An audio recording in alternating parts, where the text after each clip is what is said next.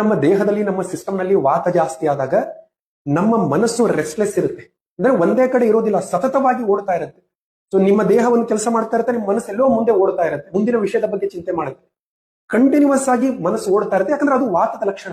ವಾತ ದೇಹದಲ್ಲಿ ಜಾಸ್ತಿ ಆದಾಗ ಮನಸ್ಸಿನ ಪ್ರವೃತ್ತಿ ಈ ತರ ಇರುತ್ತೆ. ಆದ್ರೆ ನಿಮ್ಮ ಪ್ರವೃತ್ತಿಯನ್ನೇ ನೀವು ಫಾಲೋ ಮಾಡಿದಾಗ ಏನಾಗುತ್ತೆ ಅಂತಂದ್ರೆ ನಿಮ್ಮ ದೇಹದಲ್ಲಿ ಇನ್ನೂ ಸ್ವಲ್ಪ ವಾತ ಜಾಸ್ತಿ ಆಗ್ತಾ ಹೋಗುತ್ತೆ. ಅದಕ್ಕೆ ನೀವು ಇದನ್ನ ಅರ್ಥ ಮಾಡಿಕೊಂಡು, ನನ್ನ ಮೈಂಡ್ ಓಡ್ತಾ ಇದೆ, ಯಾಕಂದ್ರೆ ನನ್ನ ದೇಹದಲ್ಲಿ ವಾತ ಜಾಸ್ತಿ ಆಗೋದ್ರಿಂದ ಮನಸ್ಸಿಗೆ ಮಾಡ್ತಾ ಇದೆ, ನಾನು ಸ್ವಲ್ಪ ಸ್ಲೋ ಡೌನ್ ಅನ್ನ ತರಬೇಕು. ನೀವೇನೋ ಒಂದು ಕೆಲಸವನ್ನ ಮಾಡ್ತಾ ಇದ್ರಿ ಅಂದ್ರೆ ಅದರಲ್ಲಿ ಒಂದು ನಿಧಾನತೆಯನ್ನ ತಗೊಂಡ್ ಬನ್ನಿ. ಫಾರ್ ಎಕ್ಸಾಂಪಲ್, ಒಂದು ಗ್ಲಾಸ್ ನೀರನ್ನ ಕುಡಿತಾ ಇದ್ದೀರಾ, ಅದನ್ನ ಸಮಾಧಾನವಾಗಿ ಕೂತ್ಕೊಂಡು ಫೀಲ್ ಮಾಡ್ತಾ ಗುಟುಕು ಸ್ಲೋ ಆಗಿ ನಿಧಾನವಾಗಿ ಕುಡಿರಿ. ಊಟ ಮಾಡ್ತಿದ್ರೆ ಅಂದ್ರೆ ಸ್ವಲ್ಪ ನಿಧಾನವಾಗಿ ಊಟವನ್ನ ಮಾಡಿ. ಸಣ್ಣ ಸಣ್ಣ ಕೆಲಸದಲ್ಲಿ ಒಂದು ನಿಧಾನತೆಯನ್ನ, ಸ್ಲೋ ಡೌನ್ ಅನ್ನ ತಗೊಂಡ್ ಬನ್ನಿ. ಆವಾಗ ನಿಮ್ಮ ದೇಹದಲ್ಲಿರುವ ವಾತ ಕಡಿಮೆ ಆಗುತ್ತೆ. ಸೊ ನೀವು ವಾತ ಜಾಸ್ತಿ ಆಗಿದೆ, ಮನಸ್ಸು ಓಡ್ತಾ ಇದೆ ಅಂತ ನೀವು ಅದನ್ನ ಹಂಗೆ ಓಡಕ್ಕೆ ಬಿಟ್ರಿ ಅಂತಂದ್ರೆ ನಿಮ್ಮ ದೇಹದಲ್ಲಿ ಇನ್ನೂ ಸ್ವಲ್ಪ ಆ ವಿಕೃತಿ ಜಾಸ್ತಿ ಆಗುತ್ತೆ. ಅದಕ್ಕೆ slow down is the key. ಸ್ವಲ್ಪ ಮಾಡುವ ಸಣ್ಣ ಸಣ್ಣ ಕೆಲಸದಲ್ಲಿ ಒಂದು ನಿಧಾನತೆಯನ್ನ, ಒಂದು ಅವೇರ್ನೆಸ್ ಅನ್ನ ತಗೊಂಡು ಬನ್ನಿ, ವಾತ ಕಡಿಮೆ ಆಗ್ಲಿಕ್ಕೆ ಶುರುವಾಗುತ್ತೆ.